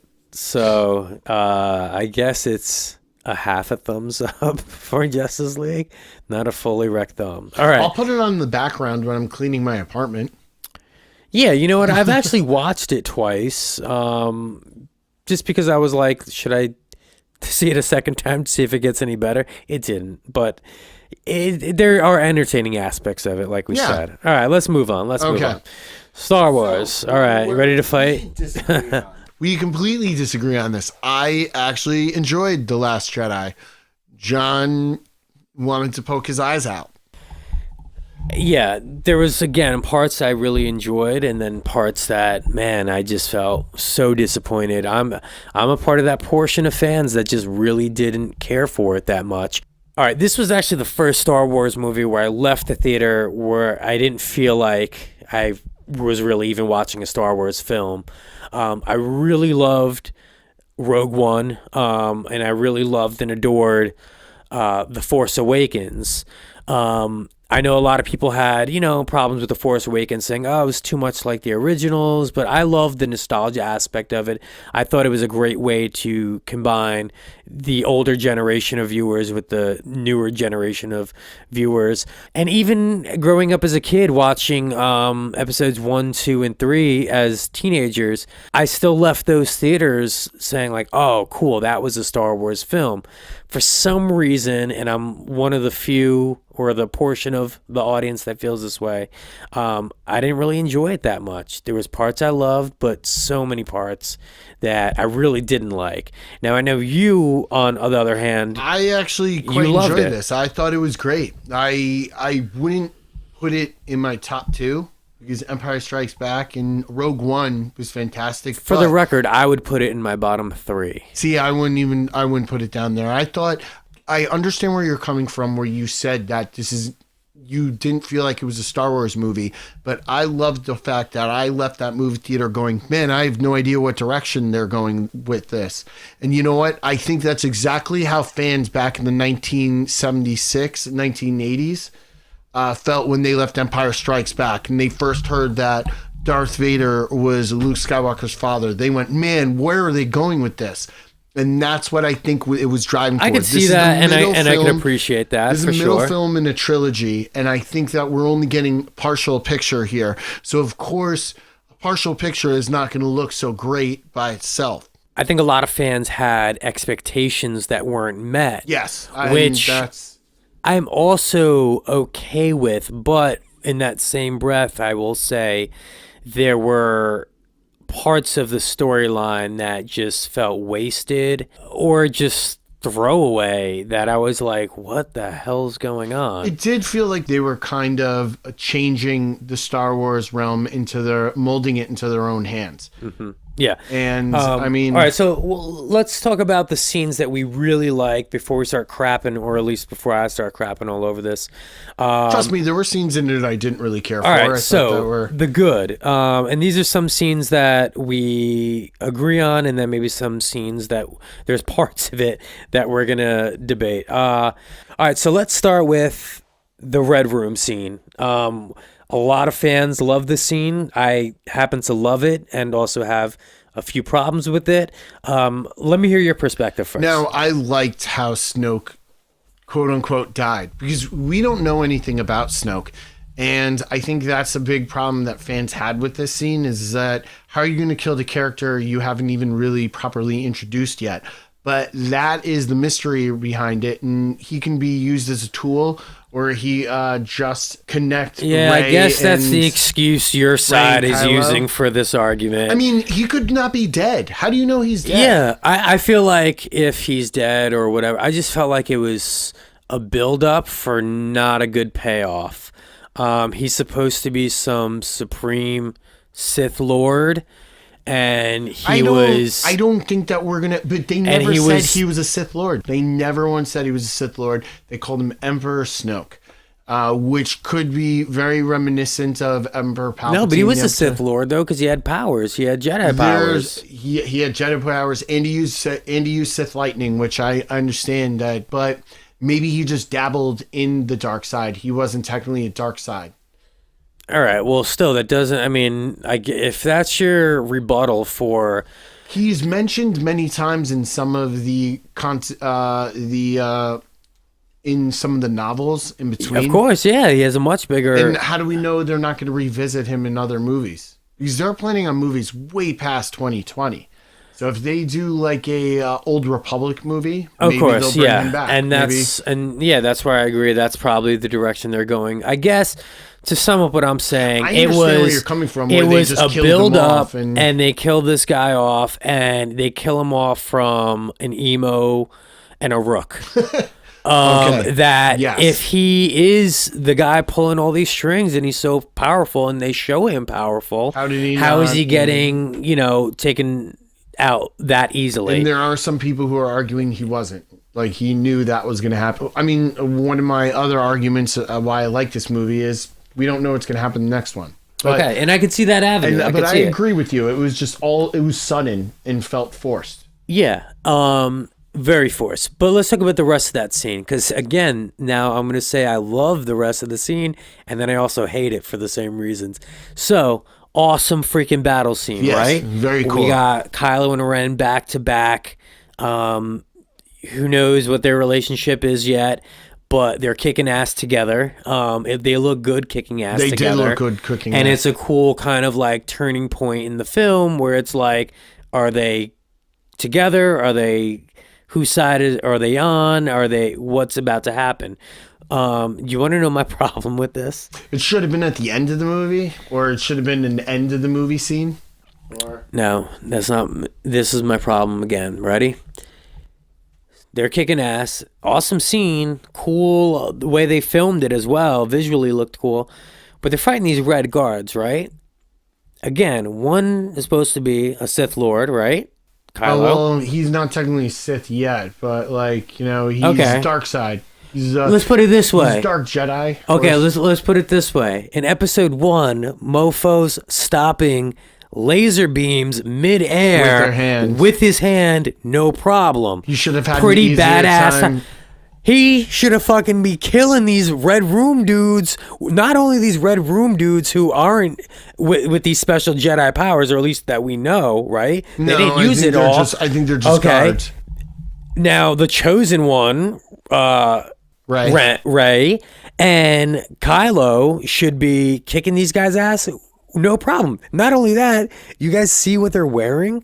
There's these big extravagant outfits that are not easily to like move in, it looks like. How are they not getting their ass kicked? That's my beef with the scene. It's a cool fighting scene, but again, it leaves me twice because I love the lead in of Snoke. That whole when he had her and he has her in the air and he's choking her, and you think like, wow, how the hell are they going to get out of this? And then the payoff was disappointing. Then I'm like, all right, well, at least there's this cool battle scene that's about to happen. Oh, they're kicking ass. Then I'm coming to realize, there's these 6 dudes or however many they are. Both of these people have Jedi powers. How are they not destroying these fools? And they're having a hard time beating them. Yeah, I agree. Okay. I think that it was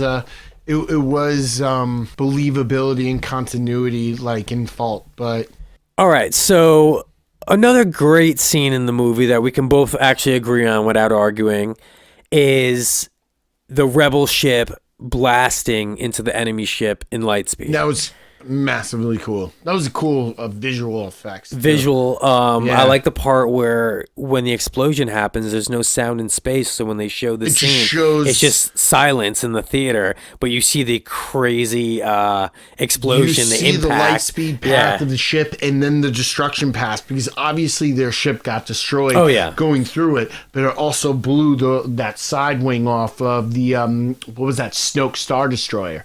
So but I like how you brought that up. Like, there's no sound in space, so there was no like huge explosion or boom boom boom, which were some problems at the beginning of the movie when they were dropping bombs on it, but there's no gravity. Yeah, in space, exactly. So it's like, all right, well, how did that happen? Yeah, they're dropping bombs all of a sudden in no gravity space. in no right? gravity space. So yeah, it doesn't. So again, these are my problems, and it's not to say I'm not one of these people that are like, oh, well, if you believe like XYZ of the movie, then how do you not believe like what comes before? And I'm Yeah. like, no, I get it. Like, this is a fantasy film. But these are things that spoke out to you that Exactly. kind of broke your they broke your moment of disbelief. Yeah. Because you're supposed to have suspension of disbelief. Very but if well there put. are things that are glaringly breaking your suspension of disbelief. Oh, we're gonna get into more of that as we go on.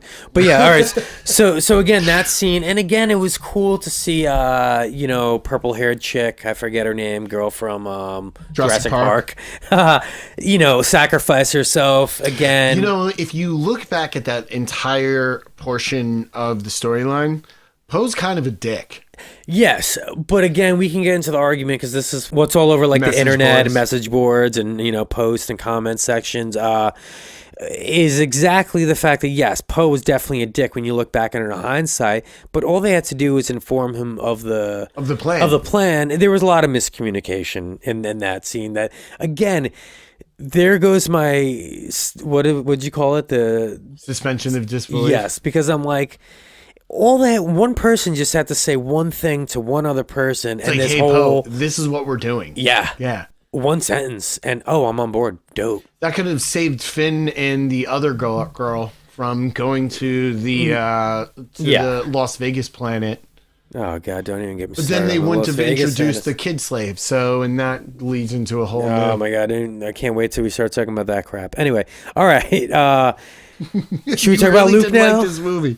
Yes, let's talk about Luke fighting the AT-AT scene. What is that? What does this mean again? And all-terrain armored transport. All right, fucking nerd. They were from Empire Strikes Back. No, I know, of course. I just, I'm dumb and I'm not that nerdy. So there you go.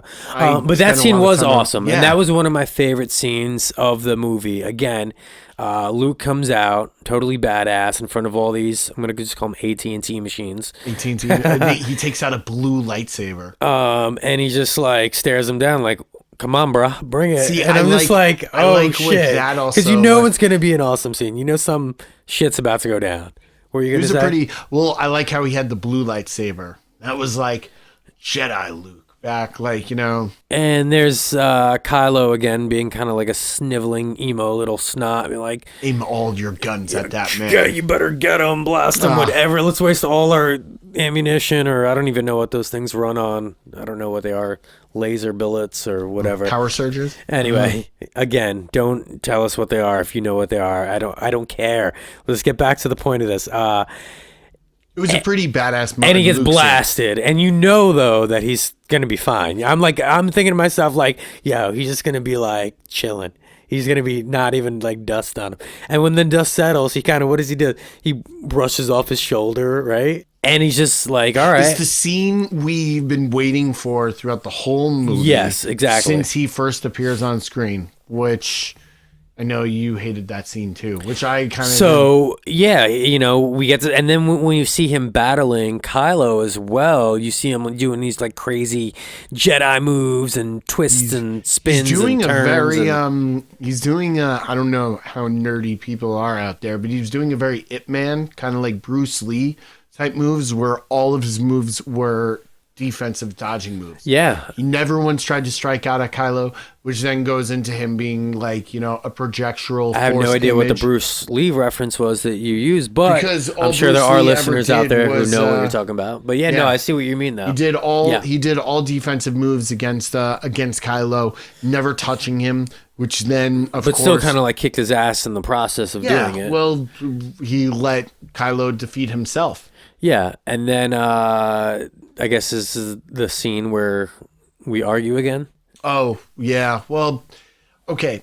I liked Luke's death in this film. I thought it was very, very nice tribute in reference to Yoda's death, and one where we debate. I thought it was him meditating on a rock and then being too tired and disappearing. He dissipated and became one with the Force. I think it was a chosen decision after he helped defeat them and save the rebels. I think he should have died in battle fighting Kylo like Obi-Wan was fighting Vader and just kind of disappear in that moment. No, he died on a rock chilling. on a mountain looking at a sunset. He just defeated Kylo by keeping him busy. I'm not saying he wasn't like strong and did some amazing stuff. I'm saying why not keep him in? If you're gonna make him dissipate and fly away or spiritually become one with the Force, why not just have him do that in a badass fight scene moment? Why does it have to be on top of a rock while he's doing his evening meditation? But okay, then here comes again your suspension of disbelief. If he wasn't on the rock, how did he get there? He doesn't have a ship. The X-wing that he flew there is in the water, destroyed. Yeah, and Yoda was there on the island. Yoda should have helped bring the ship out of the water like he's done before and repaired it. He's a Force ghost. I don't think Force ghosts have that much power. Force ghosts are just there for spiritual guidance. Well, Force ghost, but he burns the Jedi temple. What do you mean? So he doesn't have enough power to lift an airplane, but he could burn a whole Jedi temple and create lightning. You're right. And hit Luke with his staff, I think, as well. So, all right. So we just went over the bad. Sorry, there was a lot there, and actually, God, there's so much more. But we don't want to nerd out and have you guys hear things that you probably already heard a million times. Those are just two of our perspectives on it, and you guys could join the conversation on it. But let's talk about the ugly, okay? Ben, talk about your part. Milk nipples. Milk nipples. I can appreciate and understand they're wanting to bring in blue milk. We didn't really need to know where it came from. I started to do some minor. Was that blue milk or was that green milk? I don't know, man. It was some sort of space cow milk. All I know is that I don't know if I want to call it like full troll mode, but I was definitely commenting on a couple people's pictures and posts on social media saying I would have just been fine with imagining Luke eating whatever plants and animals were on the island. I didn't need to see him milk a space cow's titty. Yeah, I understand the montage of his daily life activity, but like, I know you said it before too. There were some parts that were put in that felt like it was just kind of forced for kids, and it didn't even need to be there. Yeah, people might argue that with the porgs. I didn't mind them, but they weren't needed. But also, they didn't like hurt the movie in my Ewoks. Yeah, exactly. The new Ewoks. I really couldn't care. I would have loved to see Chewie eat one. Me too. To be honest, I thought that was a cop out. I think that was a cop out too. That was for the really vegans. Hurt Chewie's character in the long run. Yeah. Anyway, the worst scene though, for me, and I think you agree somewhat, and I know there's different ways to argue this. Honestly, in my opinion, I kind of pretend like the scene doesn't exist. Leia flying in space when she projected herself back toward the ship. Say what you will, I guess you want to use the cop out. Oh, she had the Force too. We never got to see it. We didn't need that scene to establish her having the Force. Yeah, and dude, I don't know. That was the scene in the movie where I was like, you know what? I think I'm done with this movie. Really? That was the scene where I was like, I think I don't like it anymore. Or like, I went from I like this movie to nah, it's just okay. But here's where I think for me the problem lies a little bit more. They wasted a few opportunities in this movie to give Carrie Fisher, the actress, a nice better send-off as the Leia character, whether it was the scene where she's blasted out into space and she could have died right there and it could have been Kylo, could have been one of the side dudes that did it, who cares, that doesn't matter, but it would have pulled at my heartstrings seeing her floating in space and just kind of that last breath she takes and her just floating away. I actually thought that was her death, and I actually thought that was a nice I thought that was okay, I agree. That would have been okay. So that was option A. This is what I'm getting at here. That was option A, or option B was she should have been the one, not Jurassic Park purple-haired chick. She should have been the one who sent the ship into Lightspeed into the other ship. Because then again, you're getting this fuck yeah Leia scene. That's the way to go out. That's my queen. That's my princess. Whatever. That's I think during the filming in this movie, though, they didn't expect her to pass away. So, like, she was probably going to be in the next one. So, but that's the thing. So now that she's not around, is it just going to be more of these random little quick scenes where they're covering up her face again? I think so. I think so. I think you got to remember, J.J. Abrams is doing the next film. I know that's a whole. We got J.J. Abrams, which I'm back, excited about. which I think can. But also, I feel like, bro, now you're coming back. Like, you should have just stuck around and, rid this whole trilogy out for us.